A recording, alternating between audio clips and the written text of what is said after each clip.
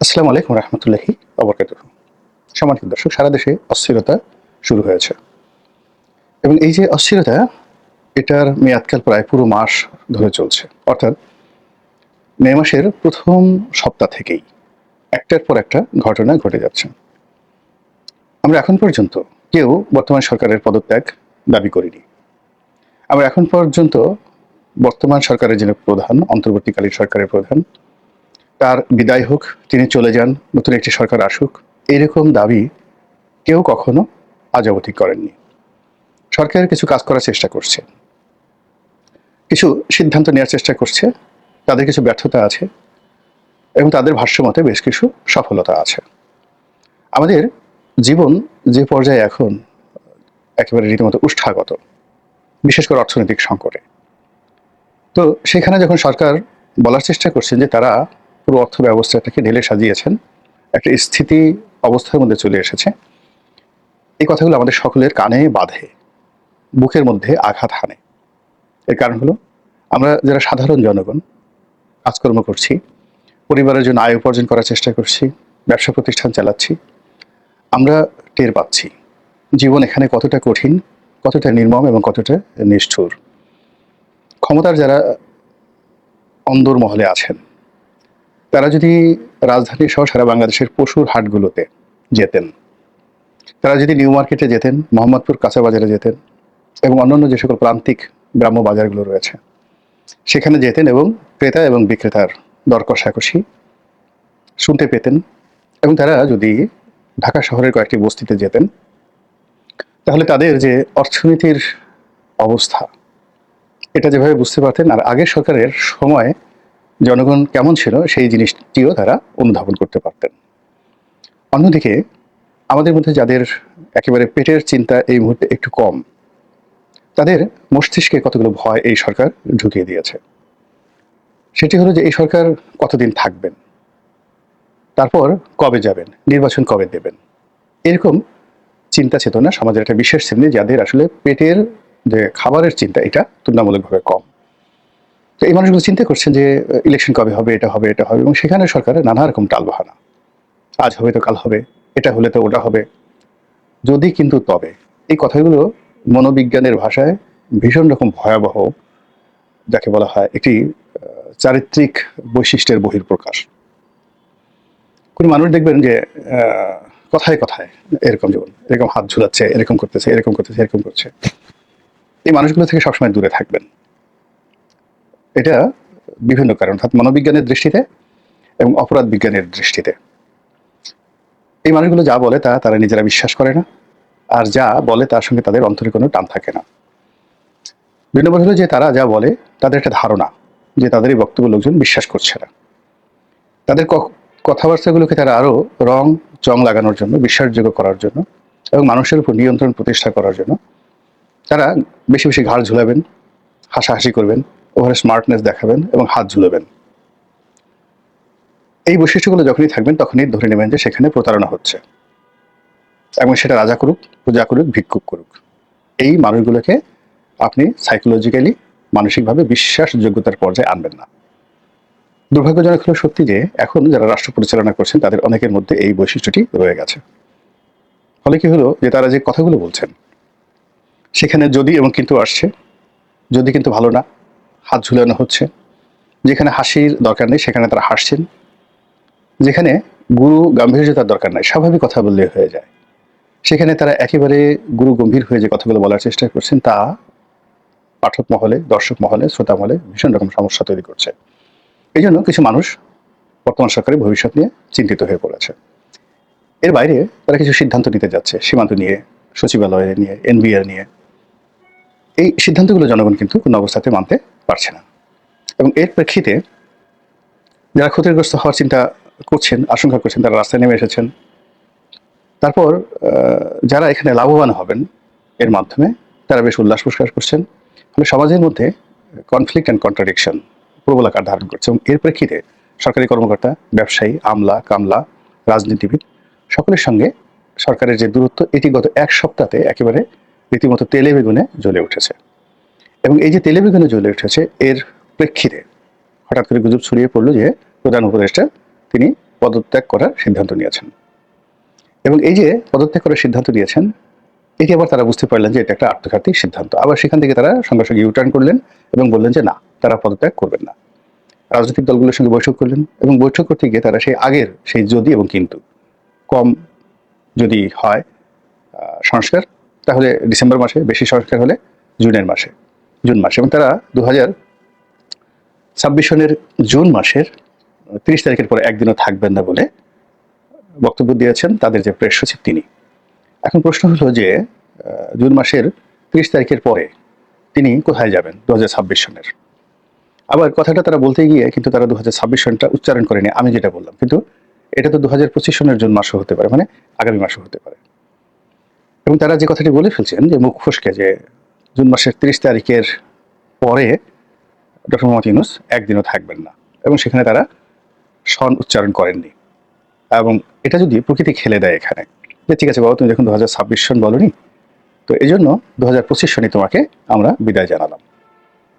এভাবে আসলে অনেক কিছু বাংলাদেশে ঘটছে এবং অনেক কথাবার্তা হচ্ছে। মূল ব্যাপার হলো যে এই যে 30শে জুন, সেটা 2025 হোক কিংবা 2026 হোক, এই সময়টিতে তারা যে আছেন, তারা যে থাকবেন, এই প্রতিটা মুহূর্ত জাতির জীবনকে আনন্দময় করে তুলবেন, নাকি তারা অতিষ্ঠ করে তুলবেন, নাকি বর্তমান যে সমস্যাগুলো রয়েছে এগুলো সমাধান হবে, অথবা এগুলো গণবিস্ফোরণে পরিণত হবে।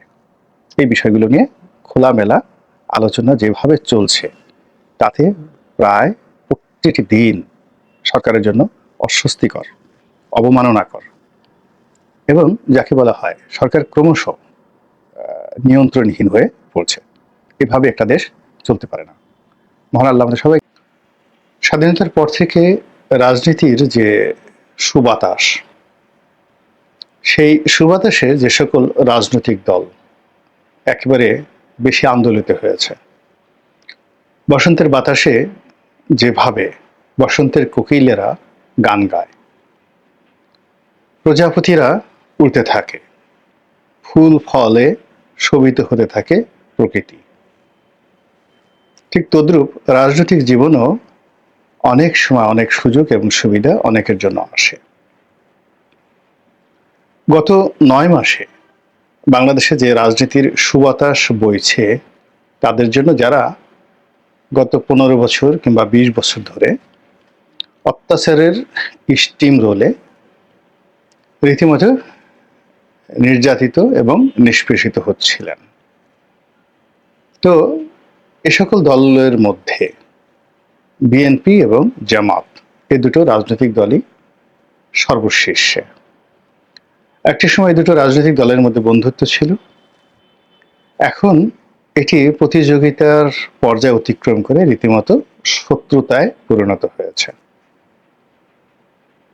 এবং এই যে শত্রুতায় পরিণত হয়েছে, সেই শত্রুতার পরিবেশ এবং পরিস্থিতি মোকাবেলা করার জন্য যা কিছু দরকার, যেখানে যা কিছু দরকার, সে বিষয়ে জামাত এবং বিএনপি পরস্পরের সঙ্গে মোকাবেলা করার জন্য কতটা প্রস্তুতি নিচ্ছে, তার কিছু নমুনা নিয়ে আপনাদের সঙ্গে কথা বলবো।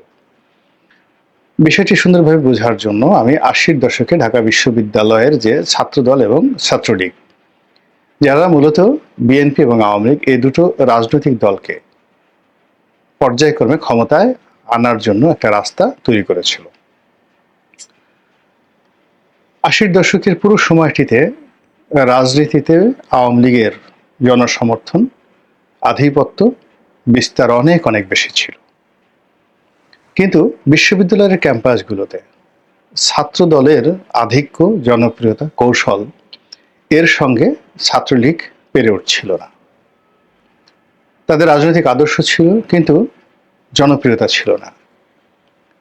তাদের মধ্যে অন্তর্দ্বন্দ্ব, মারামারি, কাটাকাটি যেভাবে ছিল, সেই তুলনায় বিএনপির মধ্যে অন্তর্দ্বন্দ্ব, মানে ছাত্রদলের মধ্যে অন্তর্দ্বন্দ্ব, মারামারি, কাটাকাটি অনেক কম ছিল।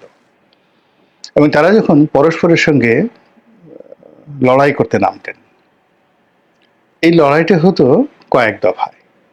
প্রথমটা হলো একেবারে ধরাধরি, ধরুন বিশ্ববিদ্যালয় ক্যাম্পাসে মিছিল, ছাত্রলীগের মিছিল হবে, তার সঙ্গে পাল্লা দিয়ে ছাত্রদলের মিছিল হবে। প্রতিদিন প্রতিযোগিতা এবং প্রতিযোগিতায় প্রায়ই ছাত্রদল জয়লাভ করত। তারপর রাতে মারামারি হবে, গোলাগুলি হবে, মহসিন হল ভার্সেস জহুরুল হল।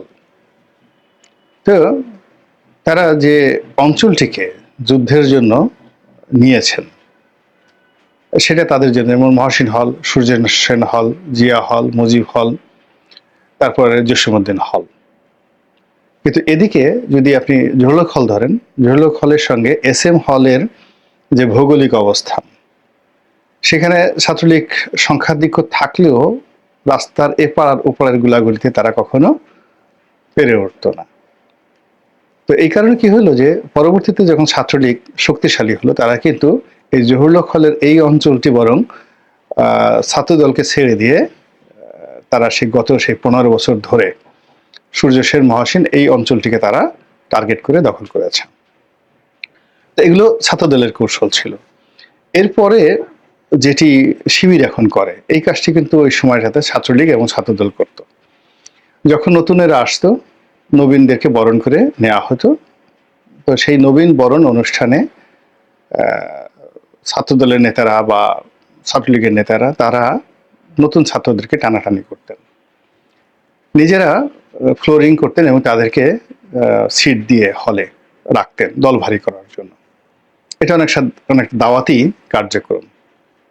টিউশনি ম্যানেজ করে দেওয়া হতো, লজিং ম্যানেজ করে দেওয়া হতো, অনেকে আর্থিকভাবে সহযোগিতা করা হতো। এরপর হলো বিশ্ববিদ্যালয় ক্যাম্পাস, নীলক্ষেত, কাঁটাবন এলাকার ব্যবসা বাণিজ্য, চাঁদাবাজি। এখানে যার যত বেশি আধিপত্য ছিল তারা তত সুন্দরভাবে সংগঠন চালাতে পারতেন।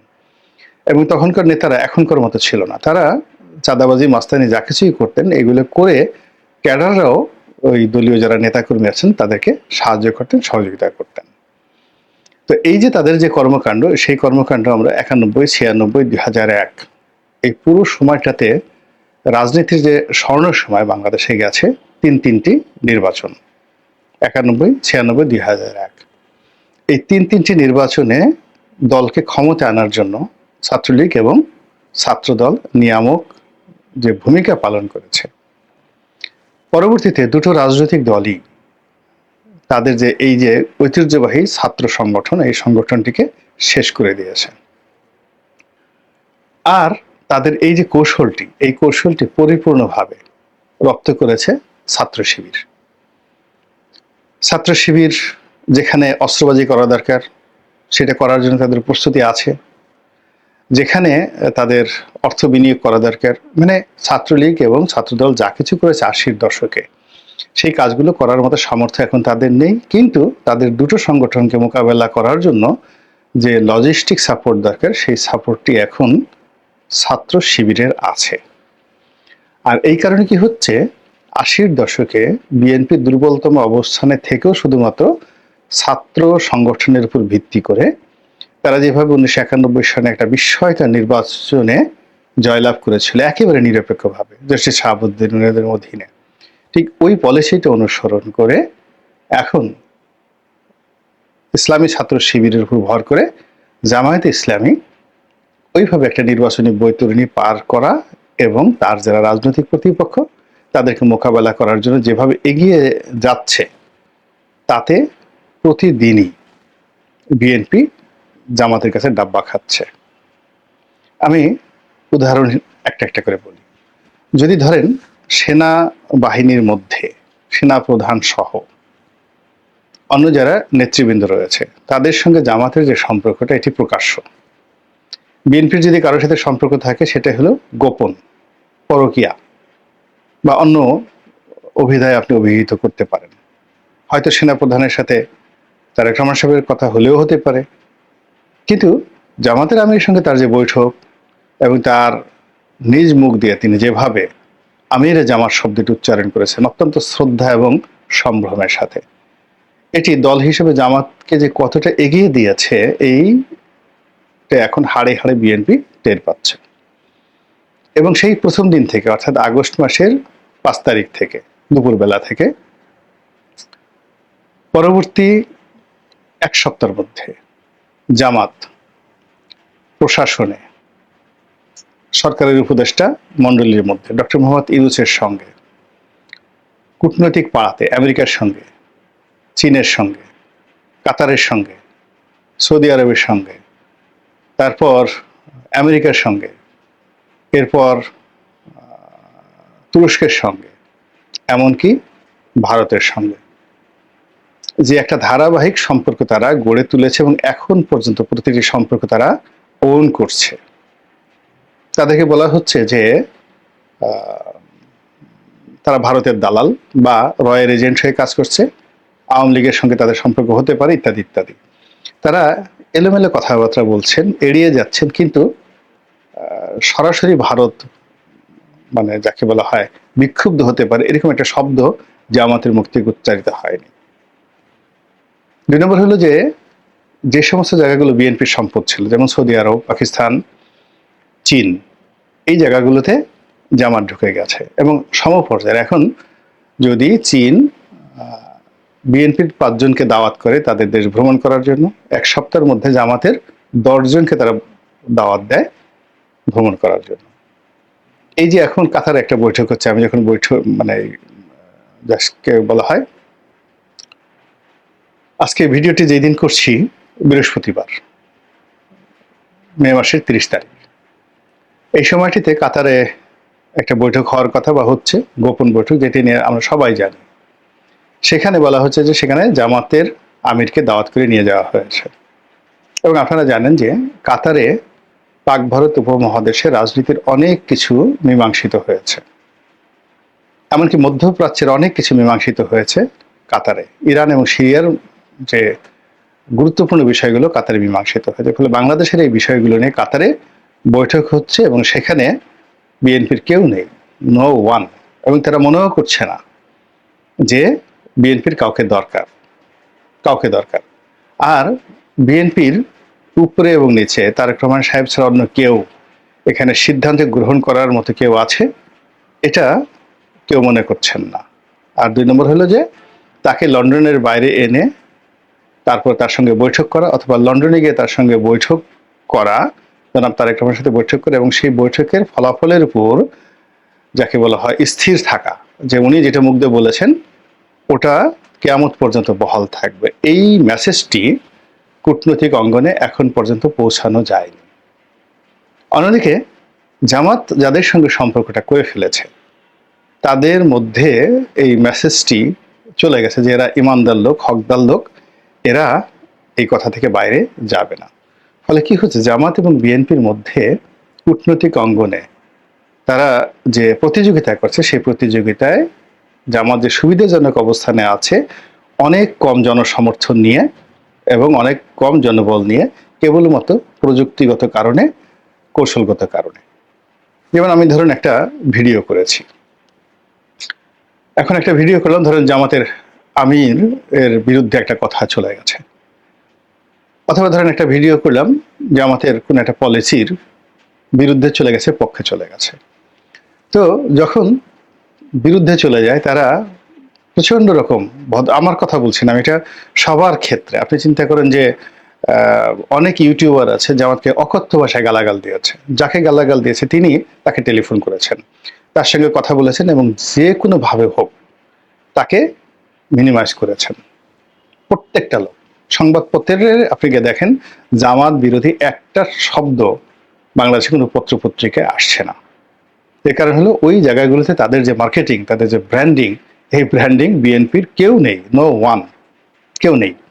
তো জামাত এই কাজগুলো কাদের দ্বারা করাচ্ছে? গুরুত্বপূর্ণ লোক দ্বারা করাচ্ছে। সরাসরি আমিরে জামাত যদি একজন ইউটিউবারকে ফোন করেন বা একজন ফেসবুকারকে ফোন করেন, অথবা তার অফিসে যান, তার বাসায় যান, বিদেশে যান, দেশে যান, তাহলে সেখানে যে ধরনের রিয়াকশন আসে, তো সেখানে যদি আপনি বিএনপি দেখা গেল একটা টেলিফোন করে শহীদুদ্দিন চৌধুরী অ্যানিকে পাঠানো হলো প্রথম আলো অফিসে, এটা হয় না। যেখানে মতিউর রহমান সাহেবের সঙ্গে যদি জামাতের আমির সরাসরি কথা বলেন, এখানে অ্যানি চৌধুরীকে দেওয়া হবে না, ইভেনকি সালাউদ্দিন সাহেব বললেও হবে না, মির্জা ফখরুল বললেও হবে না। তো জামাত যে জিনিসগুলো করতে পারছে প্রশাসন থেকে শুরু করে সব জায়গাতে, ফলে কি হলো, তারা যা যা তাদের প্রাপ্য সমাজ থেকে, রাষ্ট্র থেকে, তারপর প্রশাসন থেকে, রাজনৈতিক যারা এলাই মিত্র রয়েছে তাদের থেকে, এবং যারা প্রতিদ্বন্দ্বী তাদের থেকে। এই জায়গাতে বলতে গেলে বিএনপি ডাব্বা খাচ্ছে। এখন ধরুন জামাতের আমির সরাসরি চরমোনাই পীরের সাহেবের সঙ্গে দেখা করছেন, সরাসরি তিনি হেফাজতের নেতাদের সঙ্গে দেখা করছেন নিজে গিয়ে, মানে তাদেরকে ডেকে এনে না। তো সেখানে যদি চরমোনাই পীর সাহেবের দরবারে মির্জা ফখরুল সাহেবও যান, ওটা হয় না। ওখানে জামাতের আমিরের জায়গাতে কেবলমাত্র তারেক রহমান সাহেবকে মানায়, আর কাউকে না, অথবা বেগম জিয়াকে। কিন্তু এই যে একটা অসম যে যাকে বলা হয় একটা ফ্র্যাকশন হচ্ছে, এই ফ্র্যাকশনে বারবার শুধু বিএনপি পেছনে যাকে বলা হয় চলে যাচ্ছে। যেমন শেখ হাসিনা যে কাজটি করতেন সরাসরি, তিনি 90% কাজ নিজে করতেন সরাসরি। বিএনপি ধরেন মির্জা ফখরুলকে একটা কথা বলা দরকার, ডক্টর কামালকে একটা কথা বলা দরকার, কনফিউজ করা দরকার, ইভেন ইলিয়াস আলীর ওয়াইফের সাথে কথা বলা দরকার, তিনি ওবায়দুল কাদেরকে ব্যবহার করেননি, কাউকে না, সরাসরি নিজে ডাইরেক্ট। ফলে কি হচ্ছে, তিনি অনেক মানুষকে কনফিউজ করে দিতে পেরেছেন, অনেক মানুষকে নিউট্রাল করে দিতে পেরেছেন, অনেক মানুষকে ভয় দেখাতে পেরেছেন, এবং অনেক মানুষকে একেবারে ভ্যানিশ করে দিতে পেরেছেন। এরকম সরাসরি। তো রাজনীতিতেও জামাত যে কাজটি করছে, সে কাজটি হলো আমিরে জামাত সরাসরি সবকিছু করছেন, এবং তার সঙ্গে একটা শক্তিশালী গ্রুপ আপনি দেখতে পাচ্ছেন, যে অন্তত 10 জনের একটা শক্তিশালী গ্রুপ, তারা একই ভাষায় কথা বলছে, একেবারে মিলিটারি প্যারেডের মতো করে একই গতিতে চলছে, এবং সব কিছু সিস্টেমেটিক ওয়েতে তারা করছে। তাদের মামলাগুলো দেখেন, সব নিষ্পত্তি হয়ে গেছে। তাদের যে লয়ার্স প্যানেল রয়েছে নিম্ন আদালতে, জেলা শহরে, উপজেলা শহরে, তারপর শেষে সুপ্রিম কোর্টে গিয়ে দেখেন যে তাদের মামলাগুলোকে তারা কিভাবে সারিবদ্ধভাবে জিরো করে দিয়েছে, এবং জিরো করে দিয়ে তারা এটি মাজহার সাহেবের মতো মানুষকে তারা কারাগার থেকে বের করে নিয়ে আসছে। অসম্ভব একটা বিষয়। অথচ বিএনপির লক্ষ লক্ষ নেতাকর্মীদেরকে আইনি সেবা দেওয়ার জন্য বিএনপির হাজার হাজার যে লয়ার আছেন, তারা বিনামূল্যে জামাতের মতো কোনো একটি মামলা নিষ্পত্তি করে দিয়েছেন, কাউকে একটা টেলিফোন করেছেন, তাতে করেনি নাই, উল্টে ফেলে আওয়ামী লীগের মামলা কি করে বেশি টাকা নিয়ে সেই মামলায় জামিন করানো যায়, আওয়ামী লীগের নেতাদের পক্ষে দাঁড়ানো যায়, এই সকল মহাকেলেঙ্কারিতে ইতিমধ্যে বিএনপির অনেক আইনজীবী দাঁড়িয়ে গেছেন। ফলে যে প্রতিযোগিতাটা হচ্ছে, সেই প্রতিযোগিতার ক্ষেত্রে প্রযুক্তিগত দিকে, অর্থাৎ প্রথমে ধরেন এই যে এখন সোশ্যাল মিডিয়ার যুগ, বিএনপির একজন খুব সমর্থক আমার ফেসবুকে আমার সঙ্গে সম্পৃক্ত আছেন, তরুণ সাংবাদিক, আমি এখানে নাম বললাম না, খুবই মেধাবী। তো একটা সময় আওয়ামী লীগ রেজিমের বিরুদ্ধে জনমত গঠন করতে গিয়ে একেবারে শীর্ষ ভূমিকা পালন করেছেন, এবং সে প্রথম কয়েক মাস ডক্টর মোহাম্মদ ইউনূস এবং এনসিপি তাদের প্রশংসায় পঞ্চমুখ ছিলেন। পরবর্তীতে তিনি হতাশ হয়ে পড়েছেন এই ডক্টর মোহাম্মদ ইউনূস এবং এনসিপির কর্মকাণ্ডে, এবং তিনি বিএনপিকে সমর্থন দিচ্ছেন, এই মুহূর্তে সমর্থন দিচ্ছেন। তো সমর্থন দিতে গিয়ে তিনি বেশ আফসোস করে কয়েকদিন আগে একটা কথা বললেন, সেটা হলো এই যে তারুণ্যের যে সমাবেশ হলো, সেই সমাবেশ দেখে তিনি অভিভূত। তিনি বললেন যে এদের এই যে লক্ষ লক্ষ মানুষ, এদের কি ফেসবুক অ্যাকাউন্ট নেই, এদের কি ইউটিউব চ্যানেল নেই, এরা কি যা সেটা কমেন্টও করতে পারে না দলের পক্ষে, অথচ এদের চাইতে 10 গুণ কম জনসমর্থন নিয়ে জামাত পুরো সামাজিক মাধ্যমে যে রাজত্ব করছে, হাইপ তোলা এবং প্রতিপক্ষকে উলঙ্গ করে দেওয়া, সবকিছু তারা যেভাবে করছে, এবং এখানে আনকন্ডিশনালি, কখনো তারা কনফিউজড হয় না। যেমন ধরুন যে আমাদের একজন শীর্ষ নেতা যিনি ইন্তেকাল করেছেন, সম্মানিত ব্যক্তি, তার একটা টেলিফোন রেকর্ড ছড়িয়ে পড়ল, খুবই অশ্লীল অশ্রাব্য। ওই সময়টা তো এরকম ছিল না, সেই অনেক আগে তিনি তার স্ত্রীর সঙ্গে কথা বলছেন, এরকম একটা টেলিফোন, এবং তিনি তার এক প্রেমিকার সঙ্গে কথা বলছেন, খুবই সম্মানিত একজন জামাত নেতা। কিন্তু ব্যাপার হলো যে জামাতের কেউ এই কথাটা বিশ্বাস করেনি, এবং তারা যদি কেউ বিশ্বাস করেও থাকে, কেউ যদি এই প্রসঙ্গ আসতে, তো বলে যে না, এটা হয় না, ওনার দ্বারা এটা সম্ভব নয়। এখন ধরেন তদ্রূপ এই যে জামাতের যে সকল ইউটিউবাররা রয়েছেন, তাদেরকে নিয়ে যে সকল কেলেঙ্কারি ছাপা হচ্ছে, বলা হচ্ছে, জামাতের লোকজন কিন্তু তাদেরকে ছাড়বে না। বিএনপি হলে তাদেরকে দুটো লাথি মেরে কিন্তু তাদেরকে রেখে চলে যেত, জামাত তাদেরকে ছাড়বে না, তাদের পক্ষ অবলম্বন করবে এবং বলবে যে না, ঠিকই করেছে বা এটা হতে পারে না। এই বিভিন্ন গোয়েন্দা সংস্থা, ভারতের রয়ের কাজ এটা, এটা ডিজিএফ এর কাজ, এটা গোয়েন্দা সংস্থার কাজ, তারা এই লোকদেরকে অপদস্থ করার জন্য এই কাজগুলো করেছে, পেইড এজেন্টরা এই কাজগুলো করেছে, তিনি আসলে এই কাজ করতে পারেন না। এগুলো সবই এখন তো এআই দিয়ে জেনারেট করে অনেক কিছু করা যায়, এবং এই কথাগুলো জামাতের প্রত্যেকটা লোক মানে সমস্যার কথা বলে তাদের যে ইউনিটি যেভাবে রাখছে, বিএনপির লোকজন তো প্রশ্নই আসে না। বিএনপির যে কোনো লোককে আপনি যার বিরুদ্ধে যান আপনি লাগিয়ে দিতে পারেন, কনফিউজ করে দিতে পারেন। একজনকে একটা কথা আপনি বলবেন, সে মুহূর্তের মধ্যে পিছন থেকে চলে আসবে। তো এই যে একটা অবস্থা চলছে, এই অবস্থাতে যে প্রতিযোগিতা, সেখানে প্রতিদিনই জামাত এবং বিএনপি এর মধ্যে বিএনপি ডাব্বা খেয়ে চলছে। এখন এই ডাব্বা খেয়ে যতক্ষণ না পর্যন্ত এসে সফলতার জায়গায় না আনতে পারবে, ততদিন পর্যন্ত নির্বাচন সে ডিসেম্বরের কথাই বলা হোক কিংবা জুনেই হোক, বা রাজনৈতিক যে সফলতা, সেই সফলতার প্রাপ্তিতে এরশাকে মেয়র পদ হোক, তাবিদ আওয়ালের মেয়র পদ হোক কিংবা অন্য যা কিছুই হোক, এইগুলোর শুভ ফল বিএনপির ঘরে আসবে না। আল্লাহ আমাদের সবাইকে হেদায়েত দান করুন এবং হেফাজত করুন। আসসালামু আলাইকুম ওয়া রাহমাতুল্লাহি ওয়া বারাকাতুহু।